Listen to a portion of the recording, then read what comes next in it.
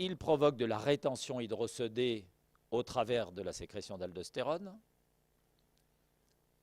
Et la soif plus la rétention hydrosodée, eh bien, ça fait de la volémie.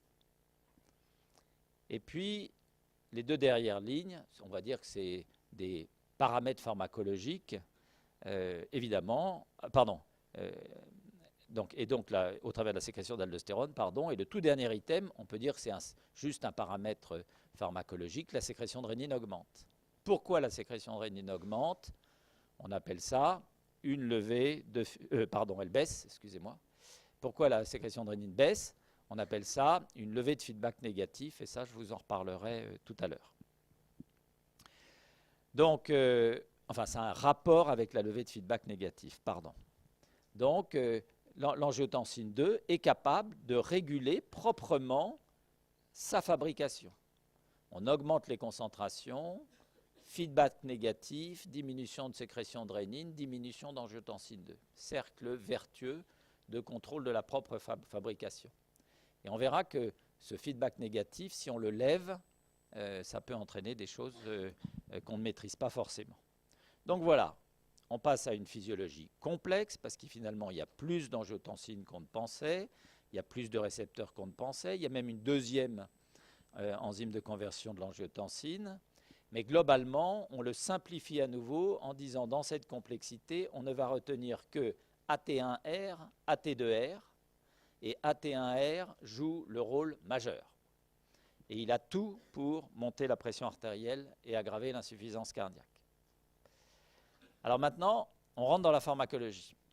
Vous donnez un inhibiteur de l'enzyme de conversion et vous bloquez cette petite partie-là, c'est-à-dire cette deuxième étape dans la cascade du système rénine-angiotensine.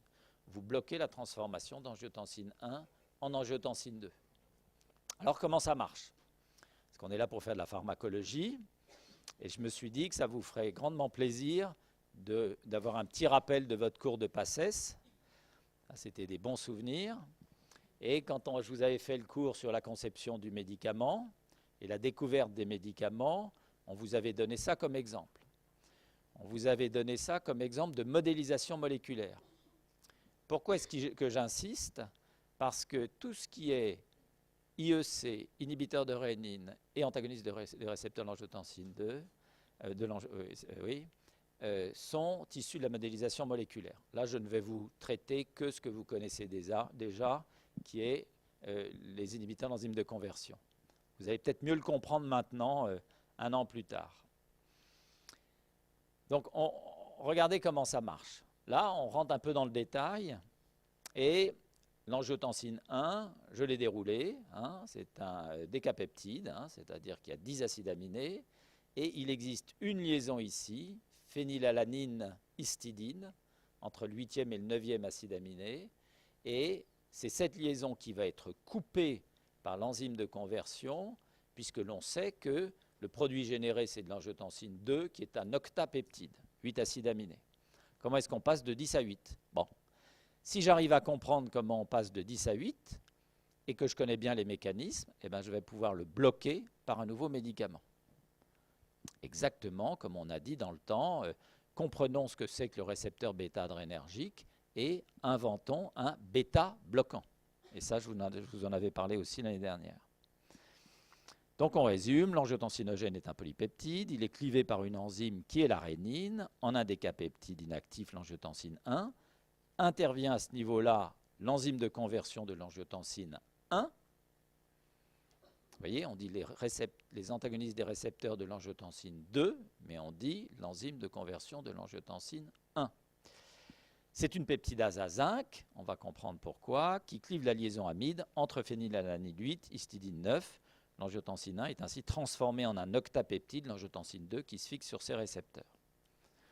Alors ça vous aviez adoré l'année dernière, parce que ça vous rappelait des bons souvenirs de chimie. Mais en un mot, et vu maintenant et de manière plus simple, qu'ont fait les chercheurs? Eh bien, ils avaient déjà travaillé sur un venin de vipère, qu'on appelle le téprotide, un petit peptide, qui est issu du venin de vipère, et qui était capable de bloquer. Simplement, comme c'est un peptide, c'est dégradé. Vous l'injectez par voie intraveineuse, c'est dégradé par les peptidases sanguines. Donc l'idée, c'était de faire mieux et de trouver quelque chose qui soit non dégradable. Donc ils sont repartis, et ça c'est la grande aventure des années 70-80. Ils sont repartis de ce petit carré là que je vous ai appelé schématisation de la structure de l'enzyme de conversion de l'angiotensine 1. Et vous reconnaissez toutes ces liaisons que vous avez appris à connaître, des liaisons faibles hydrophobes, et puis des liaisons fortes d'interaction. Et il y en a une qui est absolument capitale, qu'on appelle la liaison de coordination à zinc. C'est une peptidase, puisque ça coupe des peptides, et c'est une peptidase à zinc, parce que c'est un atome de zinc qui se trouve ici, dans la molécule générale. Ensuite, les liaisons hydrogènes, les liaisons ioniques, vous allez voir, ça permet juste d'aller arrimer le satellite propulsé par la fusée à la station interorbitale. Et la station interorbitale, c'est ça. Bon. Donc, l'angiotensine 1, le voilà notre peptide. Et regardez à quoi il ressemble.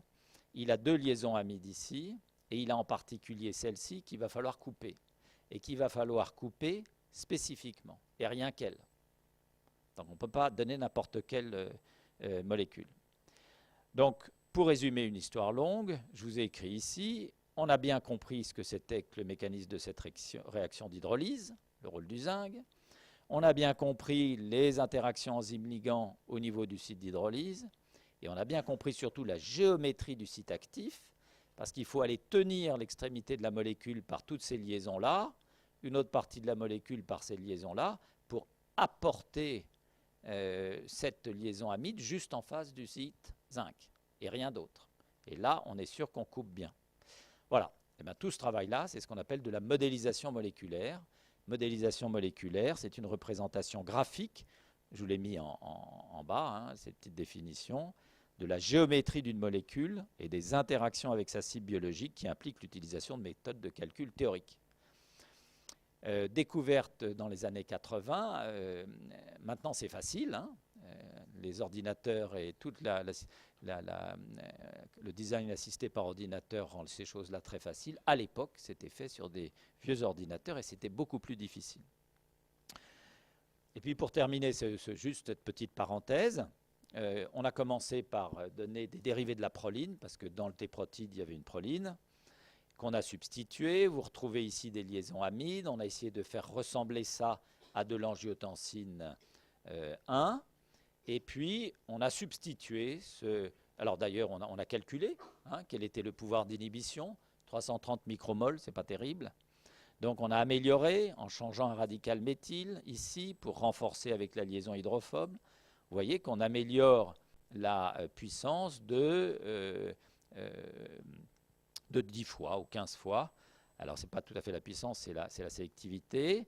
Et puis là, surtout, en greffant un radical soufré, on est remarquablement efficace, puisque regardez, on passe à 0,20 micromol.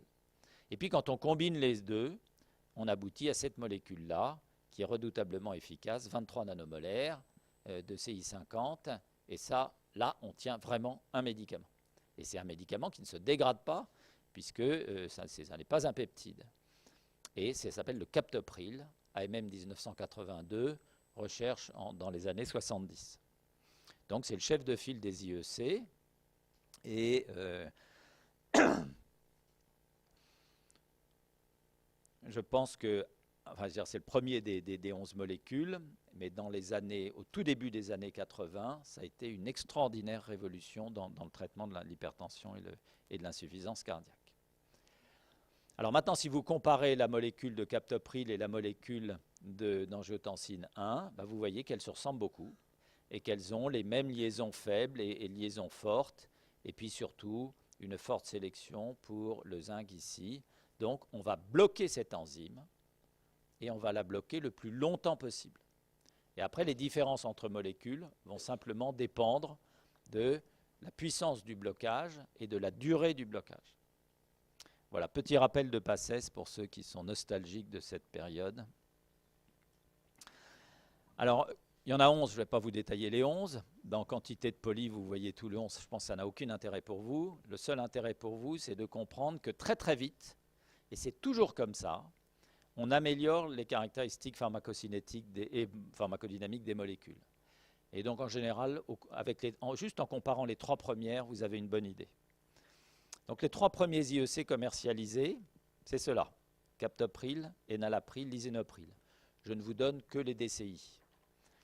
À l'examen, on vous dit, vous citez ce que vous voulez, les noms commerciaux ou les DCI, mais comme vous êtes plutôt la génération des génériques, il vaut mieux retenir les dénominations communes internationales.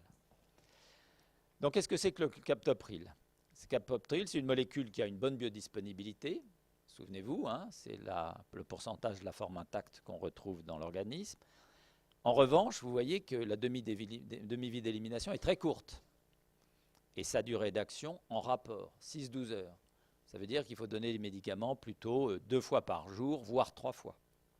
Ce n'est pas très bien quand on donne un traitement à vie, comme le traitement antihypertenseur, et qu'on compte beaucoup sur ce qu'on appelle l'adhérence, c'est-à-dire la bonne discipline du patient qui va prendre régulièrement ses médicaments. Donc très très vite, Merck a développé l'enalapril.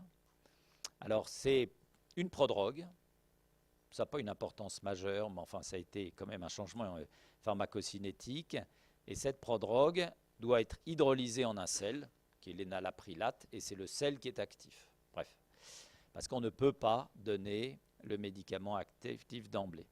La biodisponibilité n'est pas mauvaise, 60%, mais surtout là, on a fait un gros progrès, 11 heures. 11 heures de demi-vie, c'est bien ça, parce qu'un médicament par jour, un comprimé par jour suffit. Et vous voyez que la durée d'action est de 24 heures. Ce n'est pas tellement la durée d'action, elle est assez difficile à définir. Il faut dire quoi? Qu'est-ce qu'on dit? On dit le blocage de l'enzyme de conversion. Alors vous pouvez dire, on veut le bloquer au moins à plus de 50%. Et puis ce qui est intéressant parfois, c'est le blocage résiduel. Qu'est-ce qui reste? Au bout de 24 heures, j'ai encore bloqué 70% de l'activité de l'enzyme. Voilà. Il y a un médicament qui s'appelle le Trandolapril, qui à 24 heures bloque encore 100% de l'activité de l'enzyme.